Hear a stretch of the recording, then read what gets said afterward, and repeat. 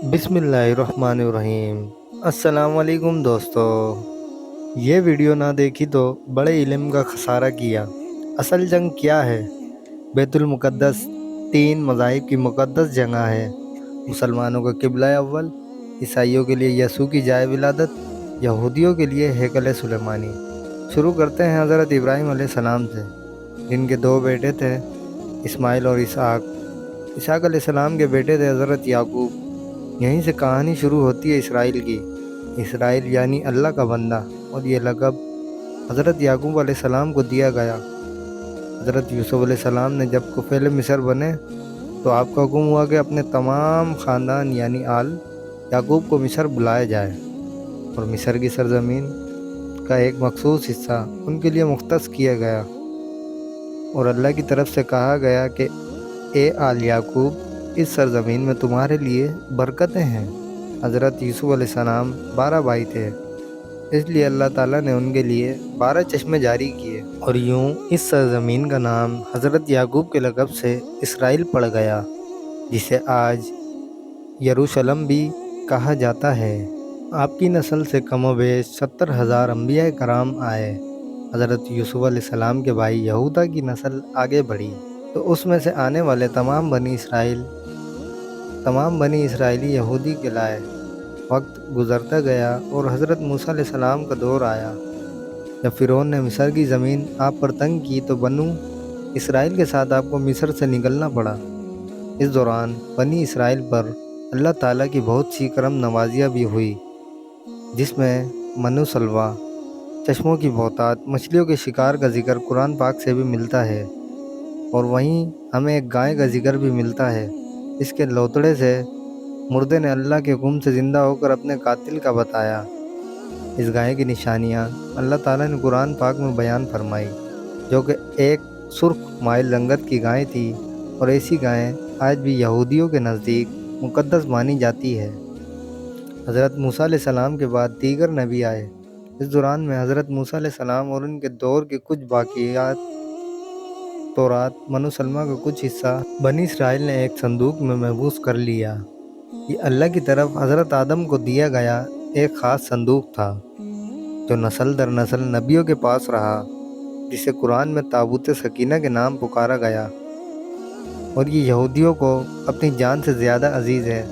हज़रत दाऊद ने जब जालूत को हरा कर इससे ताबूत सकीना हासिल किया तो यूँ बनी इसराइल ने उन्हें नबी तस्लीम कर लिया, और हज़रत दाऊद अलैहिस्सलाम इस संदूक की हिफाजत के लिए एक हैकल तामीर करवाना शुरू किया, जो उनकी ज़िंदगी में मुकम्मल ना हो सका। उनके बेटे हज़रत सुलेमान अलैहिस्सलाम ने जिन्नों की मदद से इसको मुकम्मल करवाया, और उसी दौरान में आपकी भी वफ़ात हो गई। इस वजह से इसे हैकल सुलेमानी भी कहा जाता है।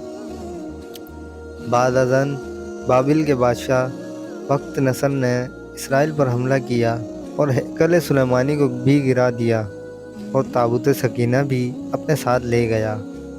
सेप्रस दी ग्रेट ने दोबारा ये शहर हासिल किया, यहूदियों को दोबारा यहाँ आबाद किया, और ताबूत सकीना को वापस लाया गया। हैकल सुलेमानी एक दफ़ा फिर तामीर किया गया। फिर वक्त गुज़रा और हज़रत ईसा अलैहिस्सलाम की आमद हुई, जिन्हें नाउज़ बिल्लाह यहूदियों ने दज्जाल या नाजाइज़ और क्या क्या लक़ब दिए। यहाँ से यहूदियों में से दो अलग कौमें हो गई, एक यहूदी और दूसरे ईसाई। यहूदी ने साजिश करके हज़रत ईसा अलैहिस्सलाम को सलीब पर चढ़ाना चाहा, और अल्लाह ताला ने उन्हें अपने पास उठा लिया। इसके बाद यहूदियों और ईसाइयों में कई छोटी मोटी जंगें हुई। फिर ईसाई रोमी बादशाह टाइटुस ने इस शिद्दत से यरूशलेम पर हमला किया कि इस पूरे इलाके की ईंट से ईंट बजा दी, हैकल सुलेमानी को गिरा दिया, जिसकी सिर्फ एक दीवार इस वक्त अपनी असल हालत में मौजूद है, जिसे दीवार गिरिया भी कहा जाता है, जहाँ यहूदी जाकर तौरात की तिलावत करते हैं और गिरिया ज़ारा करते हैं। ताबूत सकीना भी ना जाने कहाँ गायब हो गया। टाइटस के हमले के बाद यहूदी आखिरी नबी के इंतज़ार में थे, क्योंकि अल्लाह पाक का उनसे वादा था कि उन्हें फिर अरूज बख्शा जाएगा। इस वादे का जिक्र सूरह बकरा में भी मौजूद है कि اے بنی اسرائیل، ان نعمتوں کو یاد کرو جو تم پر کی گئی، اور اپنا وعدہ پورا کرو، ایمان لاؤ تاکہ ہم بھی اپنا وعدہ پورا کریں۔ قیامت کی نشانیوں میں سے ایک نشانی یہ بھی ہے کہ ہیکل سلیمانی کی 3 دفعہ تعمیر ہوگی، جو کہ 2 دفعہ ہو چکی ہے۔ یہودی اپنے مسیحا اور آخری نبی کے انتظار میں تھے کہ ٹائٹس کے حملے کے 500 سال بعد نبی آخر الزمان کی ولادت ہوئی۔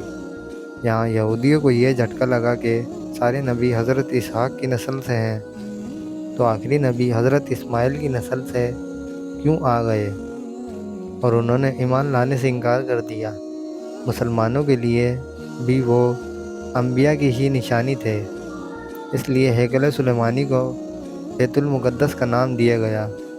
اسلام کے آغاز میں یہودیوں کو قائل کروانے کی خاطر ہی بیت المقدس کی جانب منہ کر کے نماز ادا کرنے کا حکم ہوا، کیونکہ یہودی اسی طرف منہ کر کے عبادت کیا کرتے تھے۔ 70 ماہ بعد ہماری عبادت کا رخ بیت المقدس سے بیت اللہ کی جانب موڑ دیا گیا، کیونکہ مسلمانوں کا شروع سے قبلہ اول وہی رہا، اس سے پہلے حضرت آدم اور پھر حضرت ابراہیم نے تعمیر کیا۔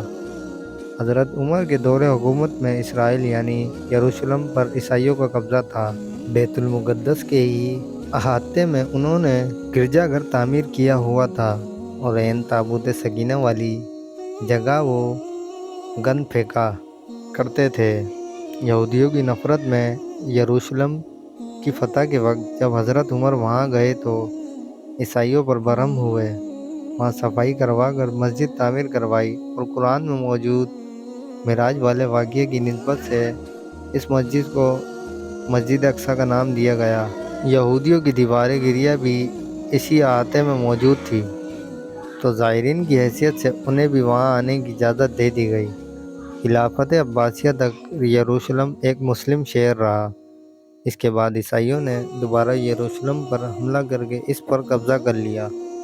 صلاح الدین ایوبی نے عیسائیوں کے خلاف 50 سے زائد جنگیں کر کے بیت المقدس دوبارہ حاصل کیا، اور پھر 700 سالوں تک یہ خلافت عثمانیہ کی زیر سلطنت رہا۔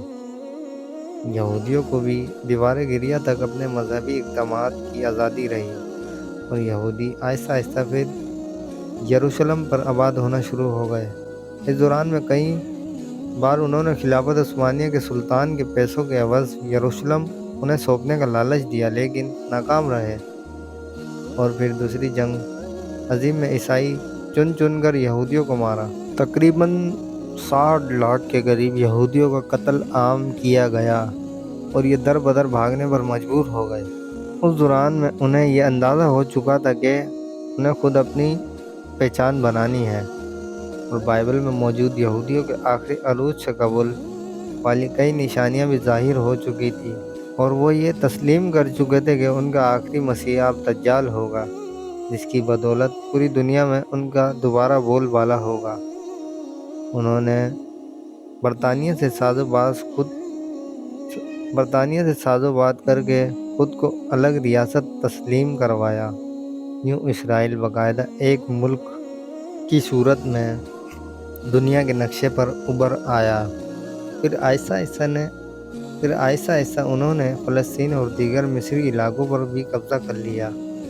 عرب ممالک اسرائیل کے خلاف جنگ پر آئے، لیکن اس وقت تک یہ خود کو اتنا مضبوط کر چکے تھے کہ عرب ممالک اس ایک چھوٹے سے ملک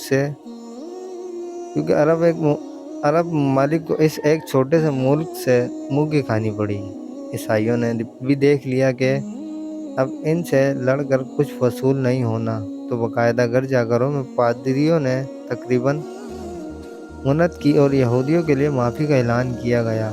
یوں سیاسی اور اقتصادی مفاد پرستی نے 2000 سالوں سے ایک دوسرے کے ازلی و جانی دشمنوں کو ایک صف پر لا کر کھڑا کیا، اور قرآن کی بات بھی سچ ہو گئی کہ یہود النصارہ ایک دوسرے کے دوست ہیں۔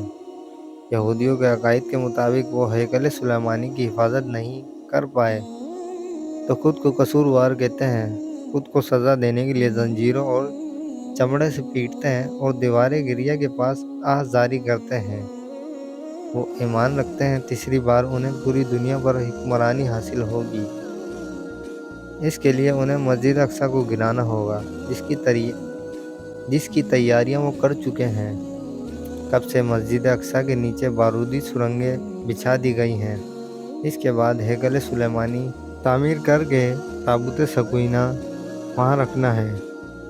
تابوت سکینہ بھی وہ دوبارہ حاصل کر چکے ہیں، لیکن مسئلہ تھا سرخ گائے، کیونکہ ان کے عقیدے کے مطابق وہ ناپاک ہے، اور جب تک پاک نہیں ہو جاتے ہیکل سلیمانی تعمیر نہیں کر سکتے، اور پاک ہونے کے لیے سرخ گائے کی قربانی دینا ہوگی۔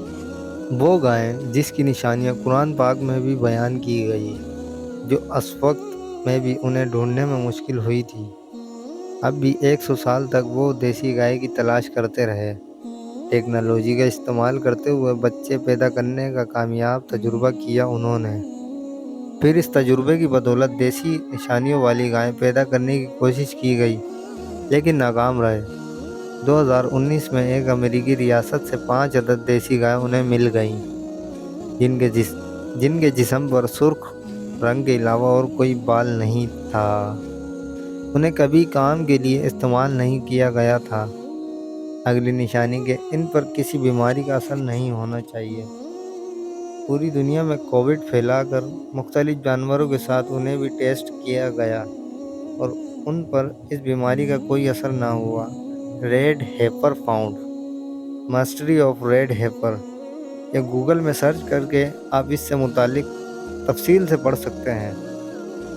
الغرض، قرب قیامت اور دجال کے ظہور والی تمام تر تیاریاں مکمل ہو چکی ہیں۔ اپنی مرضی کے ڈاکٹر، انجینئر بچے پیدا کرنا، 9D ٹیکنالوجی کی مدد سے ایک جگہ ہوتے ہوئے کئی جگہ موجود رہنا، اپنی مرضی کے مطابق موسم کرنا، جب چاہو بارش برسا دینا، چند دنوں میں پوری دنیا گھوم لینا، یہ سب دجالی نشانیاں ہیں، جو آج کے دور میں کوئی مشکل کام نہیں ہے۔ ہمارے اسلام میں بتائی گئی قیامت کی نشانیوں کی انہوں نے اتنے اچھے سے تیاری کر لی ہے کہ غربت کے درخت لگا دیے جو انہیں پناہ دیں گے باب لد، جس جگہ احادیث کے مطابق دجال کا حضرت عیسیٰ علیہ السلام کے ہاتھوں قتل ہونے کا ذکر موجود ہے۔ اس جگہ وہ دجال کے فرار کے لیے ایئرپورٹ بنا چکے ہیں۔ یہ سب تو قربت قیامت کی نشانیاں ہیں، اور ہیکل سلیمانی بھی بن کر رہنا ہے۔ پھر اصل جنگ کیا ہے؟ اصل جنگ عقائد کی ہے۔ ہم اپنے عقائد میں اس قدر کمزور ہو چکے ہیں کہ نماز پڑھیں یا نہ پڑھیں ہمیں فرق نہیں پڑتا۔ اپنے بہن بھائیوں کا حق کھا کر خوشی محسوس کرتے ہیں، اور فرقوں کے خرافات میں الجھے ہوئے ہیں۔ فلسطینیوں کے لیے سوائے دعا اور احتجاج کے ہم کر بھی کیا سکتے ہیں؟ کیا ہم اپنے عقائد کے اتنے مضبوط ہیں کہ ڈالر بکاوے منائیں؟ کیا ہم یہودیوں کے مقابلے میں نکلنے والے خراسان مجاہد کی لسٹ میں آتے ہیں؟ اگر آج دجال ظاہر ہو جائے اور توبہ کا دروازہ بند ہو جائے تو ہماری آخرت کے لیے تیاریاں ہیں؟ ذرا سوچیے، سوچ کر جواب ضرور دیجیے گا۔ ویڈیو اچھی لگی ہو تو ویڈیو کو لائک، چینل کو سبسکرائب، اور ایسی ٹیکنالوجی اور اسلامک ویڈیو کے لیے ہمارے چینل کو سبسکرائب کیجیے گا۔ اللہ حافظ۔